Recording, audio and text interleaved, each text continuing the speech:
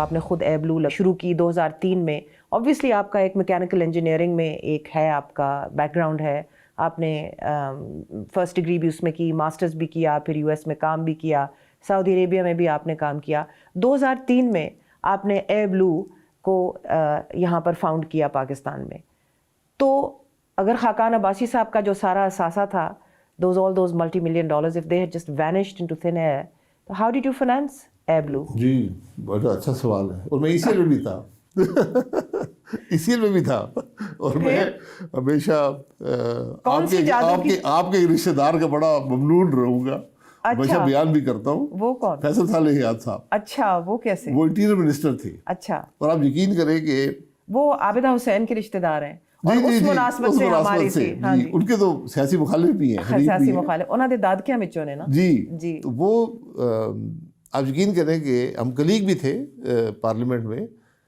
تو وہ جو کیو لیگ کی گورنمنٹ کے انٹیریئر منسٹر تھے, تو میں 10 بجے ان کو ایک خط لکھتا تھا. اس زمانے میں یہ واٹس ایپ وغیرہ نہیں تھا کہ میں نے ECL پہ میں نے وزٹ کرنا ہے باہر. تو اسی شام 4 بجے سے پہلے ایک ون ٹائم ایگزیمپشن آ جاتی تھی, اور اسے لوگ ناراض بھی ہوئے اس حکومت کے. تو انہوں نے کہا بھائی ہم پولیٹیکل کلیگز ہیں, میں یہ کام نہیں کروں گا. وہ انہوں نے کون سا بھاگ جانا ہے, میں ذمہ داری اٹھاتا ہوں. گڈ فار ہم. جی.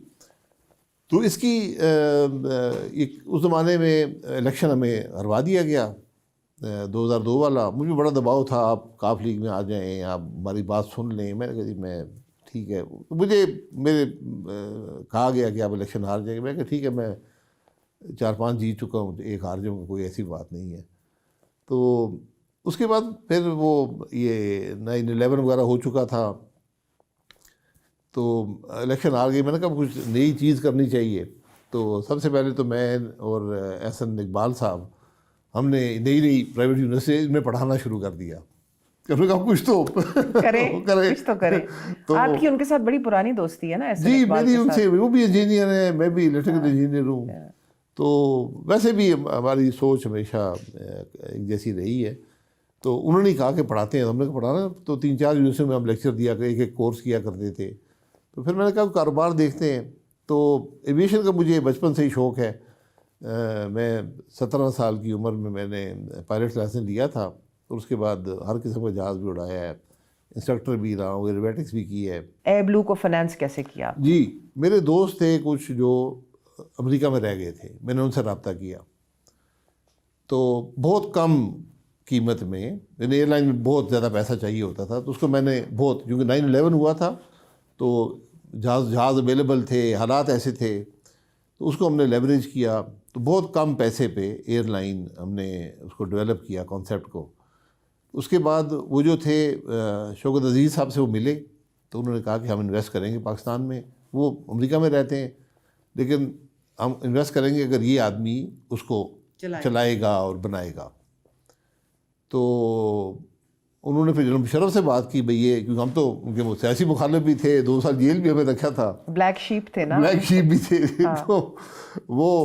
تو ان دونوں نے کہا کہ نہیں آپ بالکل آپ انویسٹ کریں اور کوئی آپ کو رکاوٹ نہیں ہوگی. تو یہ تو مشرف نے اچھا کام کیا نا. جی, اور رائے, اور ہم نے لائسنس کے لیے, ایئر لائن پہلے اب لائسنس لیتے ہیں پھر ایئر لائن بناتے ہیں. لائسنس مل گیا تو لائسنس اپلائی کیا. تو راؤ سکندر صاحب ڈیفینس منسٹر تھے, انہوں نے مجھے ایک دن خود فون کیا کہ آپ مجھ سے ملنے آئیں. میں گیا, انہوں نے دراز کھولا اور کہا یہ آپ کا لائسنس ہے. واہ. کہ کوئی راؤ صاحب بڑے وزادار آدمی تھے, اور انہوں نے کہا جی اب آپ کو اور کوئی مدد ہو میں حاضر ہوں. تو ہم نے لائسنس کے بعد صرف کوئی 6 مہینے سے کم عرصے میں ہم نے پوری ایئر لائن بنا دی, اور وہ آج تک 20 سال سے چل رہی ہے. آپ کے پارٹنر ایک جہانگیر صدیقی صاحب بھی ہیں شاید؟ جی, ان سے بھی میں نے پیسہ ریز کیا تھا. میں نے پہلے پاکستان میں لوگوں سے بات کی, یہاں پہ لوگ بہت وہ تھے. تو جہانگیر صدیقی صاحب سے میں ملا, تو انہوں نے کہا کہ اگر آپ آدھے پیسے آپ ریز کر لیں تو آدھے میں ریز کر دوں گا. تو پھر میں نے آدھے ریز کیے امریکہ سے, اور پھر آدھے انہوں نے کر دیے, اور ایک اس میں بائی بیک بھی تھا کہ ہم ان کے آدھے شیئر ان کو واپس کر دیں گے. بہرحال وہ کمپنی چل گئی اور آج تک چل رہی ہے. آج بھی آپ کے پارٹنرز ہیں وہ لوگ جہانگیر صدیقی؟ جی وہی میجر پارٹنر, وہ انہوں نے اب اپنے شیئر بیچ دیے. اچھا, انہوں نے شیئر بیچ دیا. میں آپ سے یہ سوال اس لیے کر رہی ہوں کیونکہ جب آپ وزیر اعظم بنے 2017 میں, میاں نواز شریف کی ڈسکوالیفیکیشن کے بعد. تو جہانگیر صدیقی صاحب کے صاحبزادے علی جہانگیر صدیقی کو آپ نے یو ایس ایمبیسڈر اپوائنٹ کیا. جوان سے بچے تھے, کوئی ان کا ایکسپیرینس نہیں تھا. کہتے تھے کہ جیرڈ کشنر کے ساتھ ان کی دوستی ہے, جو پریزیڈنٹ ٹرمپ کے داماد تھے. لیکن کیا اس میں کانفلکٹ آف انٹرسٹ نہیں تھا شاہد؟ نہیں, کوئی کانفلکٹ آف انٹرسٹ نہیں تھا. میں نے ایئر بلو 2013 کے بعد میں گیا ہی نہیں تھا, میں نے بھی چھوڑ دی تھی. You are still a shareholder. نہیں, شیئر ہولڈر, وہی شیئر ہولڈر تھے. آپ پی آئی میں شیئر لیں, میں بھی لے لوں. نہیں, but you are the largest shareholder in Air Blue. نہیں, I am not the largest shareholder, I am minority shareholder. آپ کی جو ویلتھ ہے وہ زیادہ تر ایئر بلو کی وجہ سے ہے. Is that correct? جی. You are one of the highest net worth parliamentarians in Pakistan. نہیں, وہ نہیں ہے, وہ چینج ہوتی رہتی ہے. دیکھیں, یہ کمپنی ہے, ون آف دا ہائیسٹ. نہیں, پبلک لمیٹڈ کمپنی ہے, اور ایئر لائن کی ویلیو کبھی $500 ملین ہوتی ہے, کبھی صفر ہو جاتی ہے. کووڈ کے اندر اس کمپنی کی ویلیو صفر تھی. کووڈ تو ایکسیپشنل ٹائمز میں یہ کہہ رہا ہوں نا, وہ ایک شیئر ہولڈنگ ہے. نہیں تو اللہ نے نوازا ہے تو پھر شکر کریں اللہ کا, اور کہہ دیں ہمیں کہ ہاں جی اللہ اپنے ہاتھوں سے بنائے. کوئی کہہ رہی, یہ تو نہیں کہہ رہا نا کہ نہیں آپ نے اس میں محنت کی. ہم کہہ رہے ہیں, بالکل اعتراف کر رہے ہیں کہ یو بین ویری اور پبلک لمیٹڈ کمپنی ہے, سارا اس کا ریکارڈ پبلک ہوتا ہے. اور جو آپ پھر اس کے بعد وزارت عظمیٰ پہ فائز ہوئے, اس کے بعد اگر آپ نے you were successful as a prime minister, اور آپ کی اکنامک پالیسیز اگر کامیاب رہی, تو وہ اس لیے کیونکہ آپ کو تجربہ ہے, ایک بزنس چلانے کا تجربہ ہے, اور فائنانس کے اوپر عبور انسان کو اور معیشت پہ تبھی حاصل ہوتا ہے نا, when you get your hands dirty, جب آپ جا کے کام کرتے ہیں سطحی طور پہ. تو آپ نے کیا, لیکن آپ سمجھتے ہیں کہ علی جہانگیر صدیقی کو ایمبیسڈر بنانے میں کوئی آپ نے فیوریٹزم نہیں کیا؟ ضرورت نہیں تھی. میں نے جو اس وقت حالات تھے امریکہ کے ساتھ, جو ٹرمپ پریزیڈنسی تھی, وہ یکسر مختلف تھی. وہاں پر اسٹیٹ ڈپارٹمنٹ کوئی رول نہیں تھا, وہاں صرف جو پریزیڈنٹ کا آفس تھا وہی مینیج کرتا تھا ریلیشن شپ کو, اور ہمیں بڑی مشکلات تھیں. تو میں نے سوچا کہ ہم کو ایسا آدمی بھیجیں جو ان کی زبان بولتا ہو, جو ان سرکلز میں موو کرتا ہو, ان کی زبان بولتا ہو. پھر میں نے بہت سے لوگوں کو جانتا تھا, 2 لوگوں پہ میری نظر آئی. ایک علی صدیقی صاحب کو میں جانتا تھا, اور دوسرے کو بھی میں ان سے بھی واقف تھا. دوسرے کون تھے؟ دوسرے وہ نہیں ہے تو میں بتا دیں. وہ بھی ایک بہت بڑے بزنس فیملی کے تھے, بہت بڑی بزنس فیملی ہے. میں وہاں گیا, میں نے دیکھا ہماری کوئی ایکسیس نہیں تھی. ہمیں اسسٹنٹ ڈپٹی انڈر سیکرٹری بھی نہیں ملتی تھی. بلکہ اسٹیٹ ڈپارٹمنٹ تو ٹرمپ کی پالیسی سے خائف جی خائف تھا. تو وہ آپ کو اب پریزیڈنسی کو ایکسیس کرنا تھا, ریلیشن شپ وہاں سے مینیج ہو رہی تھی.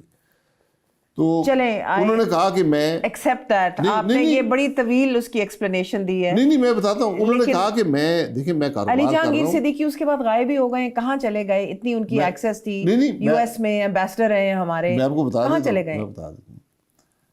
تو انہوں نے کہا مجھے ٹائم دیں, میں میرا کاروبار کرتا ہوں, میں یہ سب کو چھوڑنا پڑے گا. میں یہ دونوں چیزیں نہیں کرتا کہ میں کاروبار بھی کروں وہ بھی کروں. انہوں نے 3 ہفتے لیے. 3 ہفتے بعد انہوں نے کہا ٹھیک ہے میں اس کے لیے تیار ہوں, میں سمجھتا ہوں کہ. تو بہرحال وہ کلیئرنس ہوتے ہوتے کافی ٹائم لگ گیا. تو ہماری حکومت کے آخری دنوں میں وہ گئے. اچھے ممالک جو تھے وہ ہمارے سفیر سے مشورہ کرتے تھے کہ ریلیشن شپ کیسے مینیج کی جائے, اور یہ ہم نے بہت بڑی غلطی کی جو ان کو وہاں سے واپس بلایا. ان کو پہلے کہا گیا کہ آپ بالکل کنٹینیو کریں گے, آپ نے بہت اچھا کام کیا ہے. وہ پھر اچانک ایک دن ان کو وہاں سے ہٹا لیا گیا. اور میاں نواز شریف نے کتنا اچھا کام کیا آپ کو 2017 میں نامزد کر کے.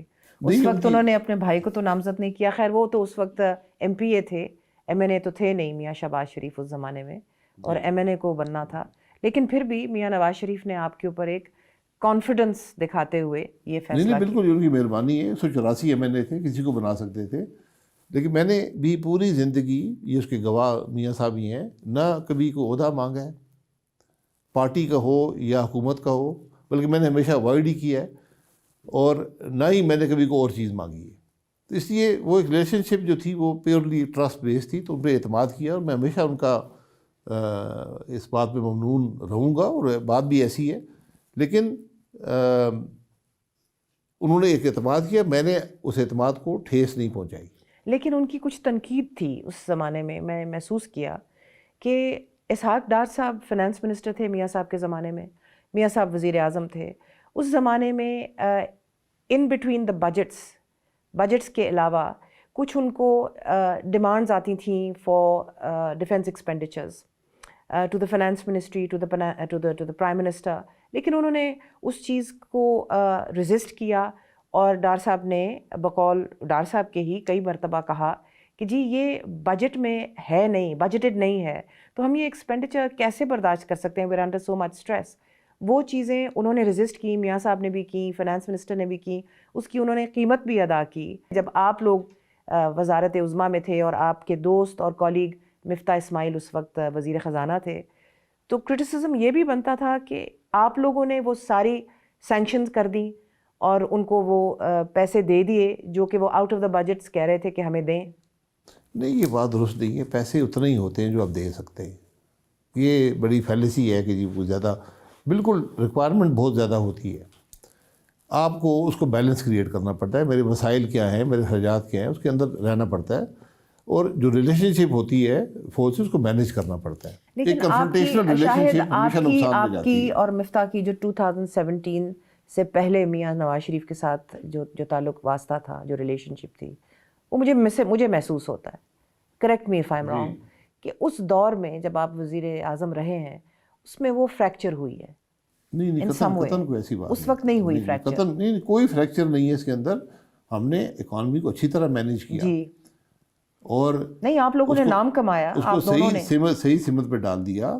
ریلیشن شپس جو فوج کے ساتھ ان سب کو مینیج کیا، اور ایک ٹوٹی حکومت ہم نے 10 مہینے اس کو چلایا اور کامیابی سے چلایا. اور ہر کام جو میاں نواز صاحب نے شروع کیا تھا ہم نے مکمل کیا. ہم نے آئینی ترمیم بھی کی. لیکن آپ کے جو ناقدین ہیں وہ آپ دونوں کو، مفتاح کو اور آپ کو، کہتے ہیں they were باجواز بوائز. نہیں، باجواز بوائز تو میں الیکشن پہ ہار گیا تھا.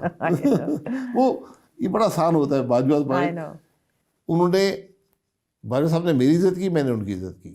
اس حد تک ہماری ریلیشن شپ تھی. باقی اس کے علاوہ میں نے کوئی کمپرومائز نہ کیا، نہ ہونے دیا. آپ کو 2016 میں نیب نے کلیئر کیا، بیکاز آپ آئل اینڈ گیس کے منسٹر بھی رہ چکے ہیں، پیٹرولیم نیچرل ریسورسز کے منسٹر رہے تھے آپ. میاں صاحب کے 2013 to 2017 4 سال 2 مہینے 4 سال آپ رہے. اس کے بعد 2016 میں نیب نے آپ کو بلایا، پوچھا کہ یہ جو آپ کا جو LNG کا جو کانٹریکٹ تھا، پھر آپ کو انہوں نے کلیئر بھی کر دیا. لیکن جب عمران خان کی حکومت بنی 2018 میں، تو اس کے بعد آپ کو پھر پکڑ کے انہوں نے کال کوٹری میں بند کر دیا. یہ کیوں ہوا؟ دیکھیں، یہ نیب ایک بالکل ایسا ادارہ ہے جس کو نہ کوئی کمپٹنس ہے، نہ ان کے کوئی مورلز ہیں. یہ ملک کو تباہ کرنے میں تلے ہوئے ہیں. تو میں وزیر تھا تو انہوں نے افسروں کو بلانا شروع کر دیا، ہمیں بتائیں یہ کیا ہو رہا ہے، یہ کیا ہو رہا ہے، یہ کیا ہو رہا ہے. میں نے نیب چیئرمین کو کہا، میں کہا آپ کے کیا مسائل ہیں؟ میں کہا میں خود پیش ہوں گا. کہاں ہے آپ کی تفتیشی ٹیم، کہاں ہے؟ بھیجیں ان کو.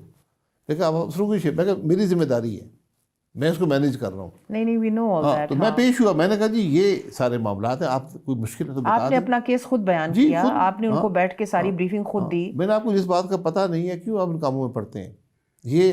اور آج ملک چل اس یہ ٹرمینل کی بات تھی. جی، ٹرمینل جو ہے یہ پوری جو LNG آپ خریدتے ہیں اس کا 2-3% حصہ بھی نہیں ہوتا.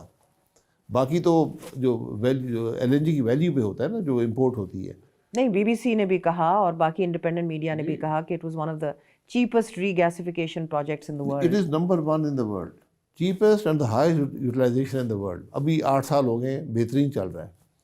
تو ابھی عادت، میں نے پہلے کہا نا، ہم جو کوئی کام کریں اس کو دبانے کی کوشش کرتے ہیں، کس طرح اس کو نیچے کریں. بہرحال مجھے کوئی اعتراض نہیں ہے ان باتوں سے. میں نے ہمیشہ ذمہ داری قبول کی. آپ کو اعتراض نہیں کہ آپ کو اتنی بری جیل میں ڈالا، اتنے کٹھن دن آپ پہ آئے؟ کوئی مسئلہ نہیں، کوئی مسئلہ نہیں. کچھ دوست آپ کے جو پیشیوں پہ جایا کرتے تھے وہ ہمیں آ کے بتایا کرتے تھے کہ شاید کی چھوٹی سی ڈیتھ سیل ہے. کوئی مسئلہ نہیں. میں نے کبھی وہ شکایت کی، تکلیف نہیں، کبھی نہیں کی. جب آپ کے ضمیر مطمئن ہو، آپ کے ہاتھ صاف ہوں وہ. لیکن کیسے بن گئے آپ یہ لکڑ ہضم پتھر؟ نہیں، لکڑ ہضم پتھر ہضم نہیں ہے. میں یہ سمجھتا ہوں تکلیف تو ہوئی ہوگی. نہیں، بالکل تکلیف ہوتی ہے، کوئی پتھر کے نہیں بنے. لیکن وہ تکلیف بڑی شارٹ لیوڈ ہوتی ہے. اگر آپ ہائی مورل گراؤنڈ پہ ہوں، آپ کے ضمیر مطمئن ہو، تو یہ سب چیزیں کوئی. تو وہ لوگ جو آج کل آ کے 4-4 5-5 دن جیل میں رہ کے آ کے باہر روتے ہیں، نہیں، ان کے بارے میں کیا خیال ہے؟ نہیں، میں کسی کو وہ نہیں کہتا. ہر ایک اپنا ایک ایشو ہوتا ہے، تھریشولڈ ہوتا ہے. وہ ٹھیک ہے، یہ ہونا نہیں چاہیے ملک میں، یہ کام کرنے نہیں چاہیے. عمران خان صاحب ان سب باتوں کو خود کلیم کرتے تھے کہ میں نے آج فلانے کو اندر کر دیا، فلانے کو اندر کر دیا. سب جھوٹے مقدمے ہیں.